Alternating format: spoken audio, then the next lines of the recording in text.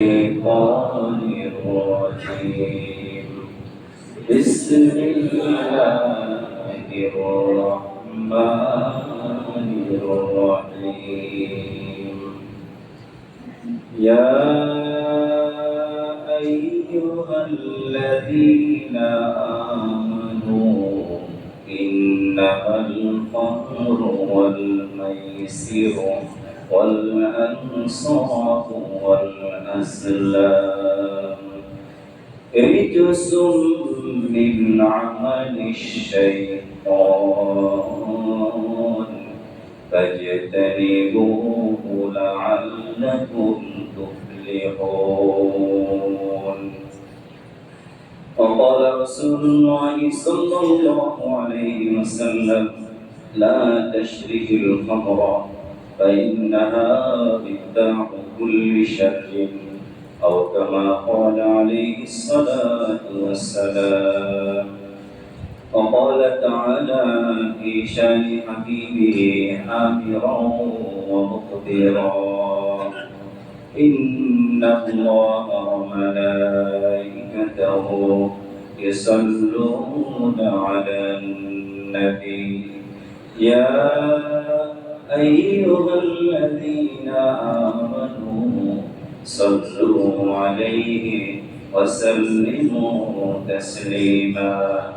اللهم صل على محمد وعلى آل محمد كما صليت على إبراهيم وعلى آل إبراهيم إنك حميد مجيد. اللهم بارك على محمد وعلى آل محمد كما باركت على إبراهيم وعلى آل إبراهيم إنك حميد مجيد. بلغ العلا بكماله كشف الدجى بجماله حسنت جميع خصاله صلوا عليه وآله. আলহামদুলিল্লাহ, আল্লাহ রাব্বুল ইজ্জত ও জালালের অসংখ্য অগণিত শুকরিয়া আদায় করছি, যিনি আমাদেরকে দয়া করে, মায়া করে, মহব্বত করে, ভালোবেসে পবিত্র জুমার দিনে আজকের এই শ্রেষ্ঠতম দিবসে মহান আল্লাহ তাআলার মহান হুকুম জুমার নামাজ আদায়ের বরণার্থে আল্লাহর ঘরে আসার তৌফিক দিয়েছেন। যে আল্লাহ রাব্বুল আলামিন আমাদের সবাইকে তার ঘরে আসার জন্য কবুল আর মঞ্জুর করেছেন, সে আল্লাহ তাআলার দেওয়া জবান দিয়ে তার শেখানো ভাষায় কালিমাতে শুকর আদায় করে সবাই পড়ছি আলহামদুলিল্লাহ। রব্বানা লাকাল হামদ حمدا كثيرا طيبا مباركا فيه يا ربي لك الحمد كما ينبغي لجلال وجهك وعظيم سلطانك. প্রশংসা করলাম কা সর্ব অবস্থায় সকল প্রশংসার একমাত্র মালিককে। আল্লাহ তাআলার প্রশংসা দিয়ে যেন আমাদের জীবন অতিবাহিত করতে পারি। আল্লাহ রাব্বুল আলামিন যেন আমাদের জবানকে তার এই প্রশংসায় কবুল আর মঞ্জুর করে নেন বলে আমিন। সাথে সাথে বিশ্ব মানবতার মুক্তির দূত রহমাতুল লিল আলামিন সাইয়্যিদুল মুরসালিন মুহাম্মদুর রাসূলুল্লাহ সাল্লাল্লাহু আলাইহি ওয়াসাল্লামের উপরে লক্ষ কোটি দরুদ সালাম পেশ করছি, সবাই করছি সাল্লাল্লাহু আলাইহি ওয়াসাল্লাম। সম্মানিত মুসলিয়ানে কিরাম, গত জুমায় আমরা মাদক সম্পর্কে আলোচনা করছিলাম। এই বিষয়টি এমন একটি পর্যায়ে এখন উপনীত হয়েছে, এ ব্যাপারে প্রিন্ট মিডিয়া, ইলেকট্রনিক মিডিয়া, দেশের উলামায়ে কিরাম থেকে শুরু করে সর্বপর্যায়ে সকল শ্রেণীর মানুষই এ ব্যাপারে উদ্বিগ্ন এবং উৎকণ্ঠিত, সবাই চিন্তিত। এরপরেও আমরা এই বিষয় নিয়ে আলোচনা এই জন্য করছি যে চর্বিত চর্বণ হিসাবে একটি বিষয় যখন বারবার আলোচিত হতে থাকে তখন আমাদের মনে একটা পরিকল্পনা তৈরি হয় যে বর্তমান যে ভয়াবহ রূপ ধারণ করেছে মাদকের, এর থেকে আমরা কিভাবে বাঁচতে পারি, আমাদের সন্তানদেরকে কিভাবে বাঁচাতে পারি, বাঁচানোর প্রয়োজন আছে কি নাই? আমাদের সন্তানরাই আজকে এই আসক্তি এবং ড্রাগ অ্যাডিক্টেড হয়েছে, যার কারণে মানসিক, শারীরিক, সামাজিক তথা পারিবারিক সর্বদিকেই এখন আমরা বিপদগ্রস্ত অবস্থায় আছি। বিশেষ করে আমাদের এই অঞ্চল ঢাকা শহরের যাত্রাবাড়ি, সায়দাবাদ, এখানে চট্টগ্রাম, কক্সবাজার, ফেনী, কুমিল্লা, নোয়াখালী এই অঞ্চল বর্ডার বেষ্টিত এলাকা থেকে এখান থেকে অনেক সময় মাদক আসে, বিভিন্ন অস্ত্র আসে, বিভিন্ন প্রকারের এভাবে অপরাধ প্রবণতা যার কারণে বেশি বাড়বে, এখান থেকে অনেক সময় এসে থাকে, ঠিক কিনা বলেন? এজন্য আমরা আমাদের সন্তানদেরকে এর থেকে কিভাবে রক্ষা করতে পারি? রক্ষা করতে হলে সবার আগে আমাদেরকে আল্লাহর ভয় আমাদের মনে আনতে হবে।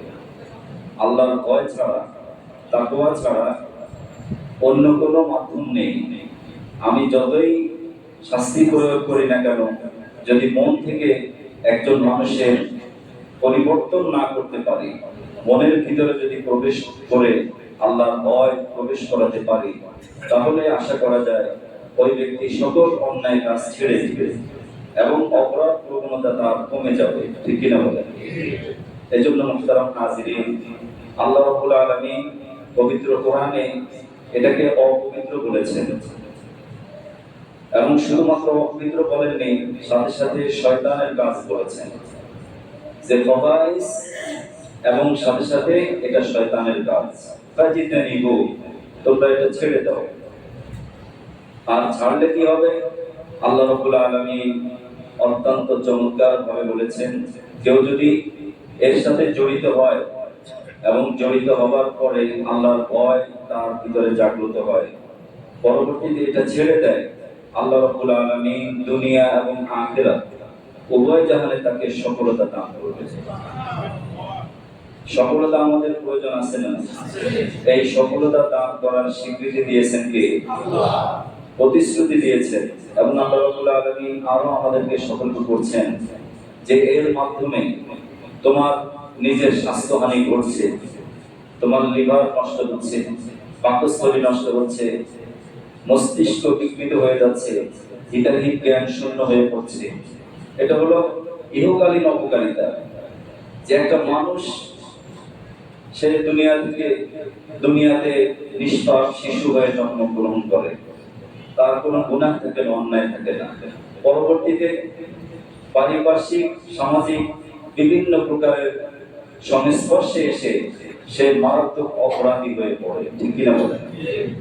এই অপরাধী হওয়ার পেছনে আমরা যেগুলোকে দায়ী করি, যে সামাজিক অবক্ষয়, পারিবারিক অবক্ষয় এবং তার সহকর্মী যারা আছে, সহযোগী যারা আছে, বন্ধু বান্ধবদের সংস্পর্শ, এগুলোই মূলত আমাদের যুব সমাজকে আজকে ধ্বংস করে দিচ্ছে। তরুণ যে বাচ্চাটার বয়স 10 থেকে 12 বছর, এই বয়সী বাচ্চাই আজকে আমরা শুনতে পাই তারাই এখন কি গ্যাং হচ্ছে, কিসের গ্যাং? কিশোর গ্যাং নামে আমাদের দেশে এমন একটা অবস্থা তৈরি হয়েছে, যে সমস্ত বাচ্চাগুলোর বয়স 10 থেকে 15 বা সর্বোচ্চ 20 বছর। এই বাচ্চাদেরকে আমাদেরকে বাঁচাতে হবে, ঠিক কিনা বলেন?